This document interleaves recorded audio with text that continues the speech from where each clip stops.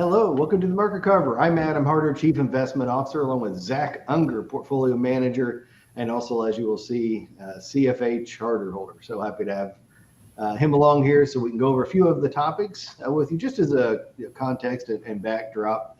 For those of you who are newer, we hold a Monday meeting with our advisors. We have done this for well over 20 years, where we sit around the table and discuss key things going around the market and your portfolios.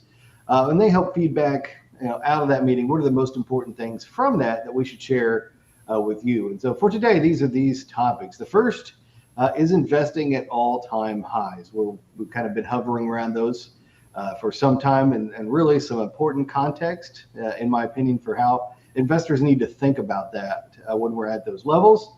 We're going to take a look at some historical data from JP Morgan, something, if you've been around with us a long time, will look like a repeat, because it is, but I think it's just that important.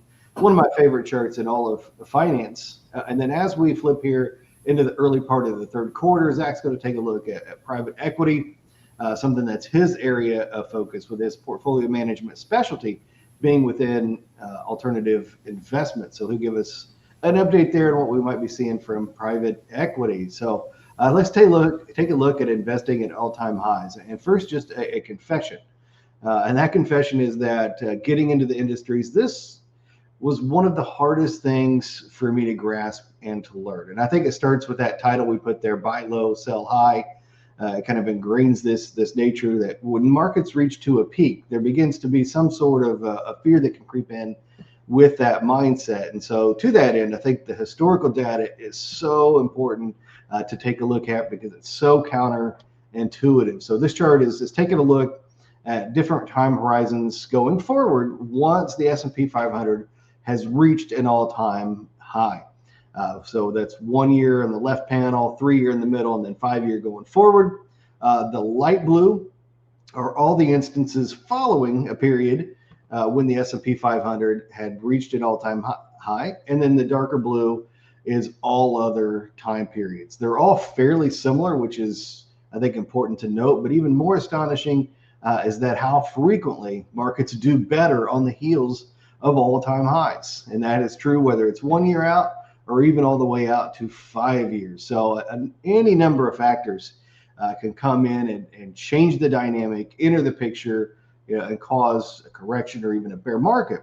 Simply being at all-time highs is unequivocally, not the precursor, not the reason for that to continue. So important context. So that's why we're always focused then on those other factors and those other contexts that can enter the market, as opposed to just being at highs. So that's that chart. We're going to flip this page here and take a look at balanced portfolios. There's a lot of data on this chart, but don't worry, I'm going to shrink it down and keep it real simple here. But what we're looking at are ranges of outcomes. Very similar to the prior chart. We've got 1 year, we've got 5 years, 10 year, and then 20 years. And these are always rolling periods. So taking snapshots through time over longer and longer and longer time horizons.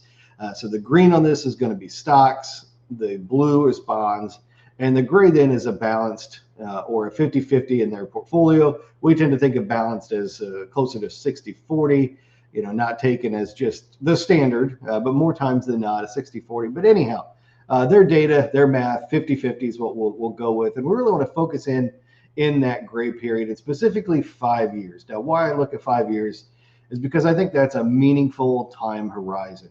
Often 10 and 20 are just too far out into the future for investors to focus in on or to think about expectations for their planning. And over 1 year, we all know the outcomes can be highly variable. A lot of things can happen, wide range of outcomes. That's true whether you're in all stocks or even a balanced portfolio, or for that matter, just simply in bonds. Returns can vary, but if we go out to 5 years, there's a really important, I think, outcome to keep in mind, and that is historically the 5 year rolling return through all periods going back to 1950 have all been positive for a 50-50 portfolio. Now, ironically, if you're 100% in stocks or 100% in bonds, there are 5 year periods where you didn't quite claw back or break even through that periods. But if you were balanced and followed a rebalancing schedule, that climbs up to a plus 1%. Now, this is also interesting to me because in 2022, we really had the mother of all years for balanced portfolios. Stocks certainly took a hit. Growth stocks took, meaningful pause in their long advance. But really, in the terms of a broader cycle and stock market sequence, really not anything more than a garden variety bear market. However, for balanced investors, it was a doozy. We're used to stocks and bonds moving differently, and that year they both went down, and it was quite a painful experience to those who didn't dynamically adjust their bonds for a rising interest rate environment. But so that period is following the end of this data set, which was through 2022. But once again, even if you invested a balanced portfolio at the peak there in late 2021, by 2024, you had been fully into fresh territory. And even if we factor in inflation, by 2025, following the post-Liberation Day recovery, we were back and fully into positive real return. So is this a guarantee that all 5-year periods going forward will be there? No. But I think it's really solid evidence that if we stay disciplined and stay the course through a 5-year period of time, which really isn't that long, historically, portfolios have been able to recover all meaningful drawdowns. So that's my side. I'm going to flip it over to Zach now, and we'll look at private equity. Yeah, a little bit of a shift from the public side to the private. Adam mentioned my specialty is in the alternative investments. One of the asset classes that falls under that umbrella is private equity. You can see there from the chart on the left-hand side of your screen that we have seen an uptick in the number of private equity-backed companies over the past several decades, notably ticked up in 2020. And since then, one of the reasons that we include private equity in our portfolios is for diversification, to access more of the broader economy, but namely the US economy. In this case, 85% of companies in the United States that generate over $100 million in revenue, so large companies, 85% of them are privately held. Now, not all of them are private equity backed, but from the chart on your screen there on the left, you can see that more and more of that 85% conglomerate is private equity backed. So there's more companies flowing into the private equity ecosystem, which is good for us to be able to access some of those companies beyond what's available on the public market. Now, some updates as it relates to private equity. The past few years have not been particularly strong for the private equity market. A large part of that is due to high interest rates that put a lid on M&A activity. So there's just not a lot of transaction volume, which makes it hard for these private equity businesses to get revalued. Much different than the public equity market, where businesses are valued constantly. In the private equity, the private market, those businesses are valued when they transact. And so if we have less transactions, we have less price discovery, typically less movement. And that bears out from the top right-hand part of your screen. You can see private equity fundraising activity. This is just essentially looking at how much money these private equity managers are able to raise from investors. Part of the reason that they have not been able to raise a lot of money from investors is because they haven't been able to sell businesses to give money back to the investors to begin with. So when you can't give the money back to the investors, it makes it harder for those investors to give you more money. So we've had a little bit of a logjam in the past few years, which has made the performance lag a bit. The bottom right, one of the reasons we're encouraged is the bottom right-hand chart, IPOs, which is one of the primary ways that these private equity companies can generate liquidity by selling their businesses. They don't necessarily have to sell it to another private equity firm or to sell it to another private buyer. They can IPO it. They can list it on the public market and generate liquidity that way, which then allows them to give it back to the investors. And so far this year, we have had a banner IPO year, much more to be expected, in particular with some of the large AI names, OpenAI, Anthropic.